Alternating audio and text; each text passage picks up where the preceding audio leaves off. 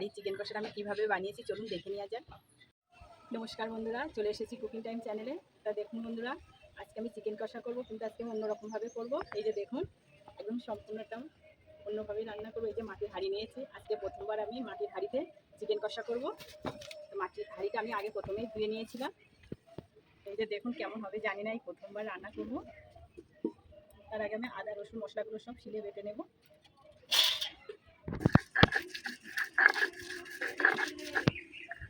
এই যে বন্ধুরা, আমি সব মশলাটা বেটে নিয়েছি। এখানে আমি 1 কেজি চিকেন নিয়েছি। তো আজকে বৃষ্টি হচ্ছে না, তাই ভাবলাম ছাদেই রান্না করি কাঠে, তাই আমি চলে এসেছি। যে প্রথমে আমি এতে সব মশলাগুলো দিয়ে দেব। এখানে আমি আদা রসুন বাটা দিয়ে দেব, এখানে লঙ্কা বাটা দিয়ে দেব, এখানে জিরে বাটা দিয়ে দেব, এখানে কাঁচা টমেটোও দিয়ে দেব, লবণ দেব, হলুদ গুঁড়ো দিয়ে দেব, সরিষার তেল দেব, ভালো করে মাখিয়ে নেব। আমি টক দইটা আগে থাকতে একটু মাখিয়ে নিয়েছিলাম, সেটা দেখানো হয়নি চিকেনের সঙ্গে।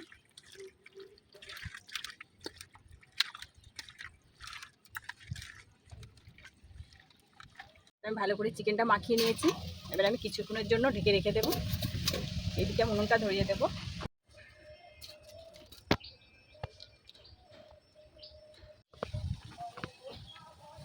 এই যে আমি একটু সর্ষের তেল দেবো হাঁড়িতে।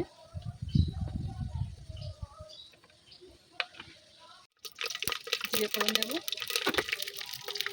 গোটা গরম মশলা, তেজপাতা, পেঁয়াজ কুচি,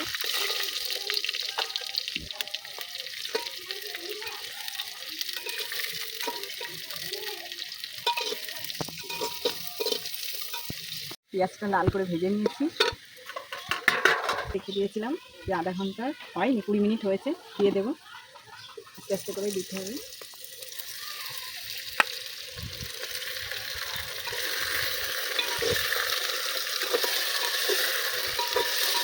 ভয়ও করছে বন্ধুরা, প্রথম আমি রান্না করছি মাটির হাঁড়িতে।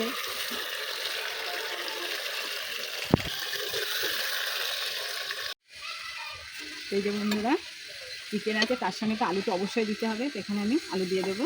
আলুটা একটু ভেজে নিয়েছিলাম।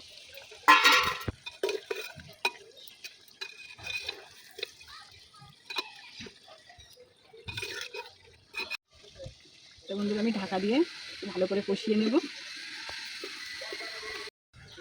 বন্ধুরা, ঢাকনাটা খুলি। এই যে বন্ধুরা দেখুন, দারুণ হয়েছে কিন্তু। মাংসটাও সিদ্ধ হয়ে গেছে, আলুগুলো একটু সিদ্ধ হয়ে গেছে। আমি একটু অল্প পরিমাণে জল দেব।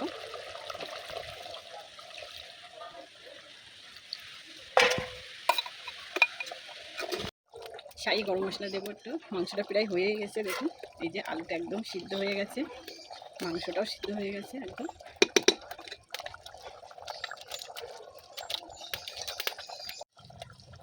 এই যে বন্ধুরা, আমার চিকেন কষাটা হয়ে গেছে, আমি ঢেলে নেব। কিন্তু বন্ধুরা, খুব ভয়ে ভয়েই রান্নাটা করেছি আজকে।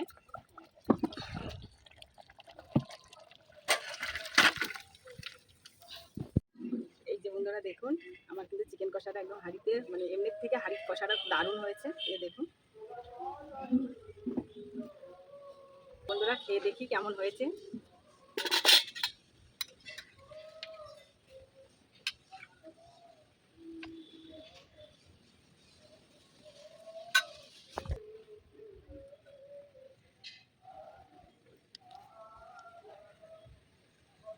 সত্যি বন্ধুরা, দারুণ হয়েছে কিন্তু। একদম চিকেনটা দেখুন, একদম নরম হয়ে গেছে, সিদ্ধ হয়েছে।